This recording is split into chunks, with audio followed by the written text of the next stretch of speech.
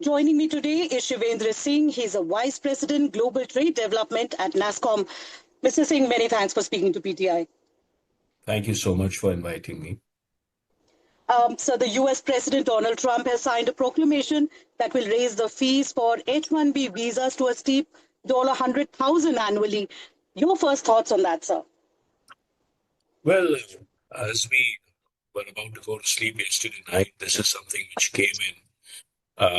The ostensible reason for this was that the non-immigrant visa category of H-1Bs were being misused, and hence there needed to be the proclamation regarding the restrictions of entry of non-immigrant workers, which included 100,000 per year per employee with the H-1B visa application fee.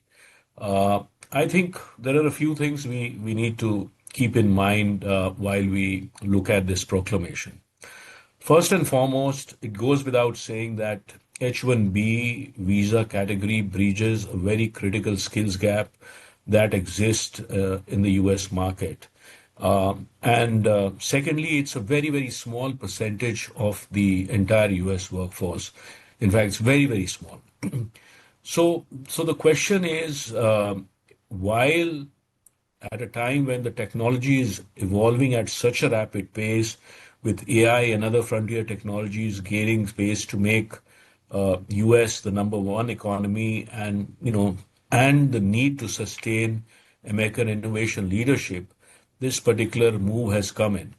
And this is something which is going to disrupt the system for some time, given the fact that not enough transition time was given. It was 1 day's deadline for professionals to return.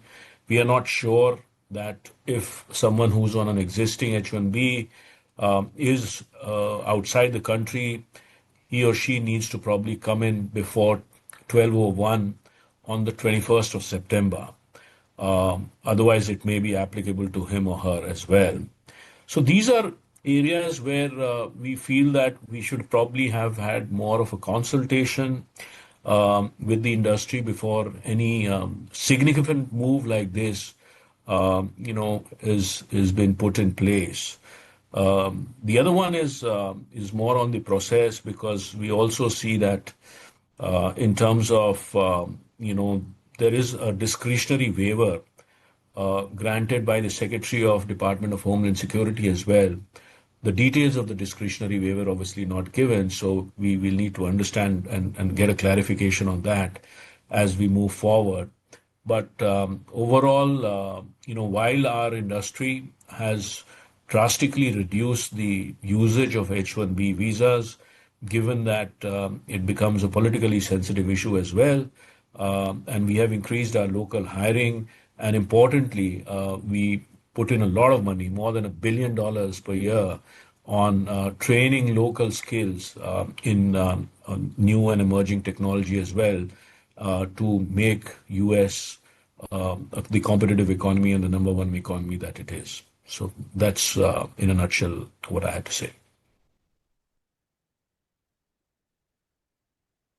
Right. So, having said that, how do you anticipate the impact, the operational costs and expenses, and the impact coming out of that for Indian IT companies, both mid-sized, smaller players, as well as large companies? I know you said that our dependence on US visa has come down, and it indeed has over time, and yet we do have, we do account for a chunk of these visas that go out every year.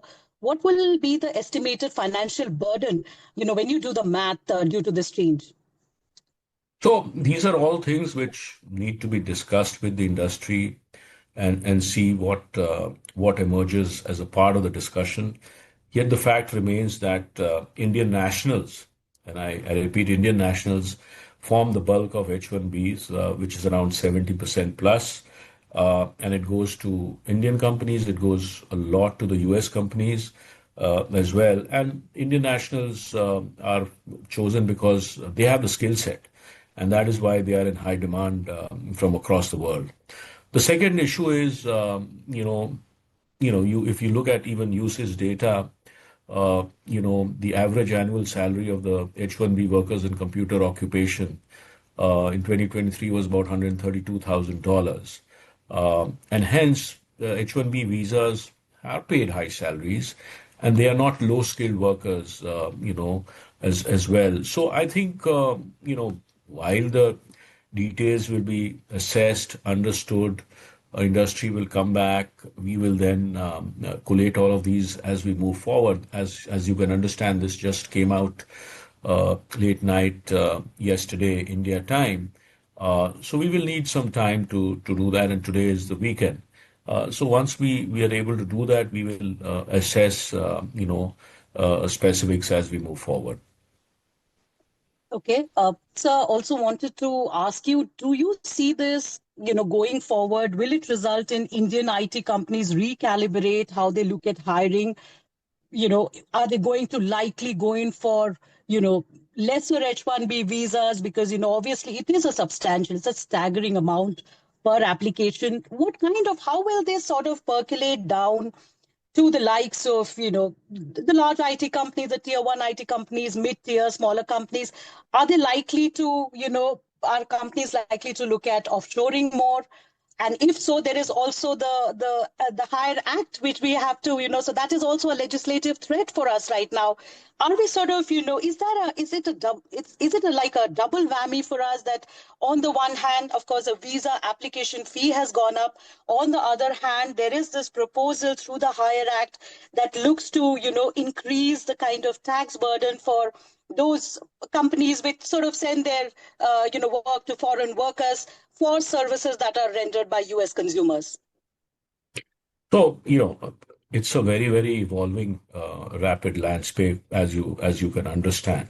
I think the key is our companies and the industry, continues to, look at and evaluate business models. And this is not specific to this. They continue to do that based on the needs of the clients, of course, because clients come first. They also look at, what is it that they need to do, to ensure that client satisfaction is maintained. So, of course, in terms of business continuity, in terms of, critical projects, in terms of decision making, the delivery model, all of that continually gets evaluated by the industry and by individual companies. And that is something which the companies will continue to do so. On the Hire Act, we've seen the provisions of the Hire Act, and as I said, I think the critical issue here is how does the industry, which the industry is playing a tremendous role in making US the number one economy in the world, how can we work together as a partnership with the US to grow the bilateral trade to $500 billion, which is what our objective is, and we'll continue to do that and add value to the US economy, given the strengths that the Indian tech industry possesses. Right. I'll ask you point blank. So do you foresee a drop in the number of H-1B petitions that are filed by Indian companies due to this hike in fee going forward? Yes, obviously this is a disruption, no doubt about that. I would not say that this is not a disruption. And in any case, if you look at the cost, this is 100,000, but even if you look at it, there is an addition to this. There is legal government fees to file a petition and an extension, and typically the cost equation is about $35,000 to $50,000 extra of sponsoring an employee, as well. So that is also needs to be taken into account. So, as I said, the industry at different points of time continues to evaluate all their, models based on the needs of the clients, and has drastically increased the local hiring, if you've seen in the number of times. But H-1B is a critical cog in the scheme of things, both for US companies as well as for Indian companies, and bridges a very critical, gap, which is continuing to increase because of new and emerging tech and AI. So, we'll need to see how we have a calibrated approach of working more intensively in the US with the community colleges, with universities to enhance their training to increase local hiring, which we are anyway doing. How do we continue to build more training into the local ecosystem and do that? But yes, no doubt that without the transition time, without the consultation period, and implementing it immediately has caused a disruption which is something which we'll have to face. What is the advice Nasscom is giving to companies and professionals to navigate these disruptions at this stage? Well, we've recommended our member companies that they should make efforts to get their employees who are outside the US to return before the 21st of September. And so that is an advice, and we hope that due credence is given to people returning back, because this is just a 1 day notice period. So that is something which is the most immediate advice.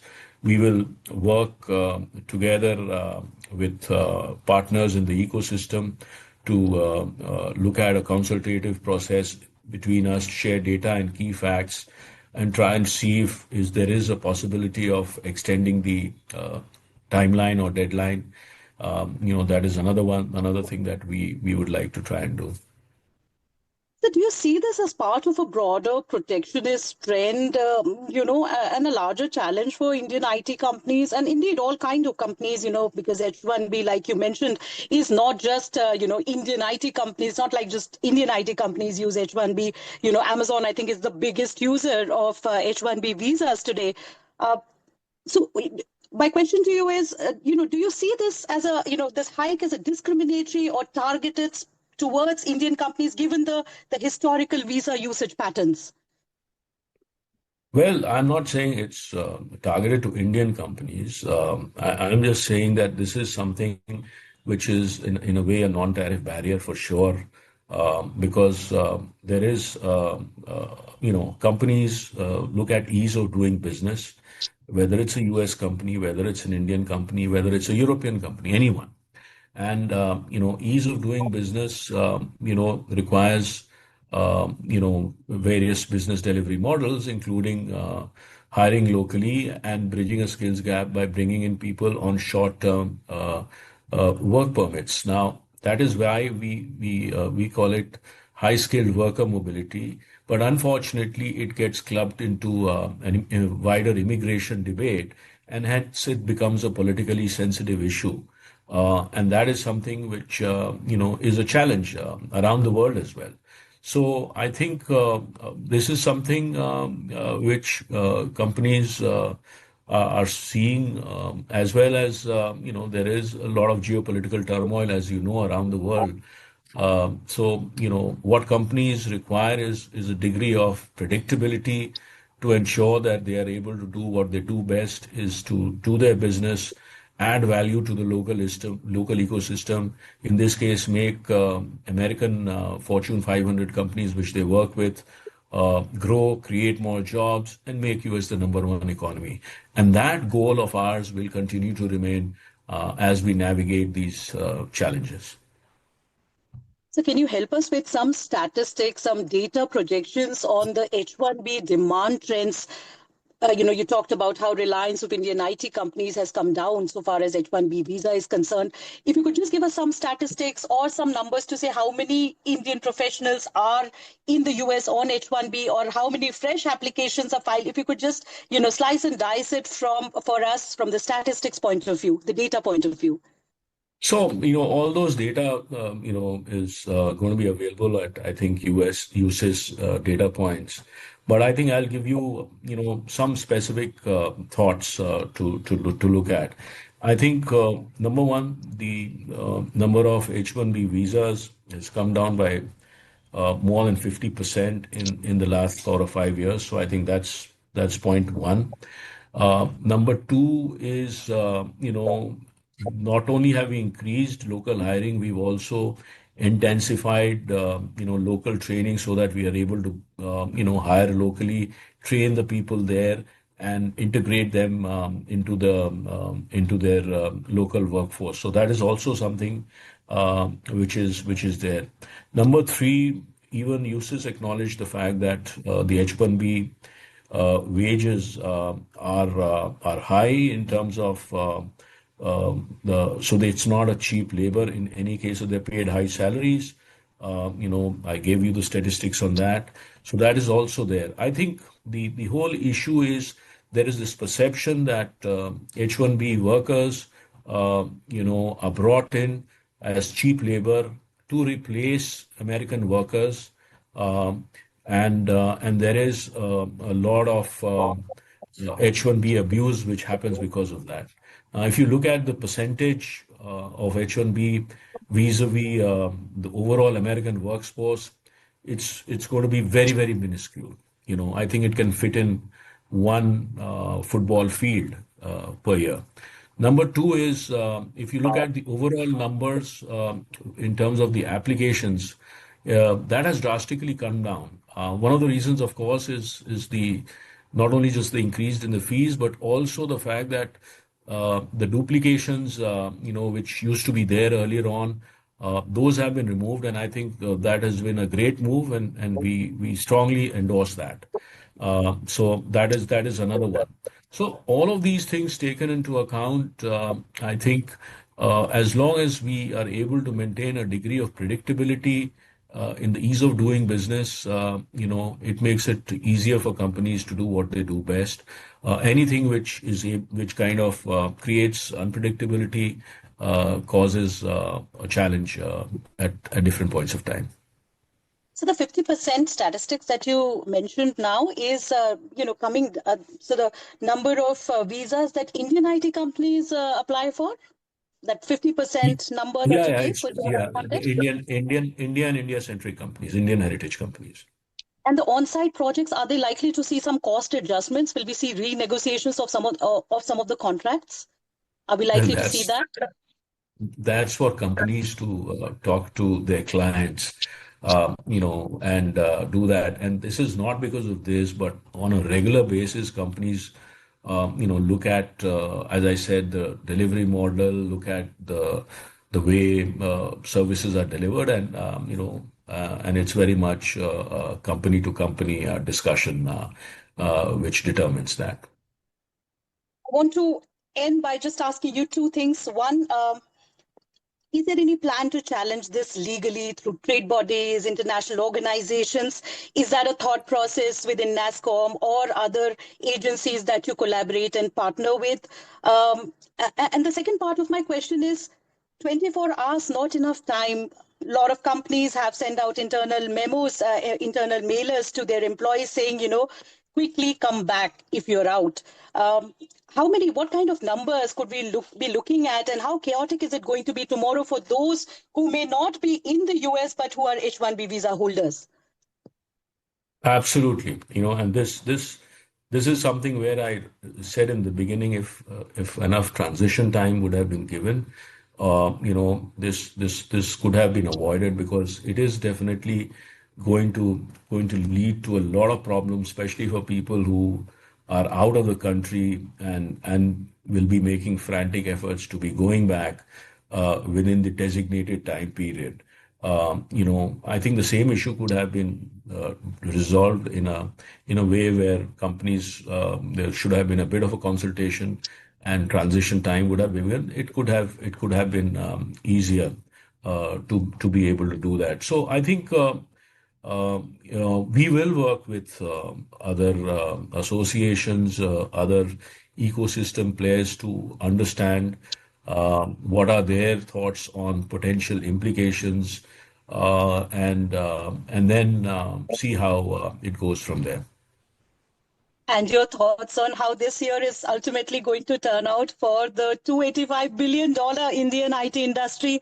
Very, very tough times now. There are the macroeconomic challenges, geopolitical risks as well, trade and tariff war, and now visas. Well, no doubt it has been a challenging period, but as you know very well, our industry is extremely resilient. they have faced many challenges in the past and have come out very well out of that. And I have a strong conviction that we will do so even now. Mr. Shivendra Singh, it was wonderful as always to speak to you, and thank you so much for your thoughts, sir. Thank you so much as well. Thank you.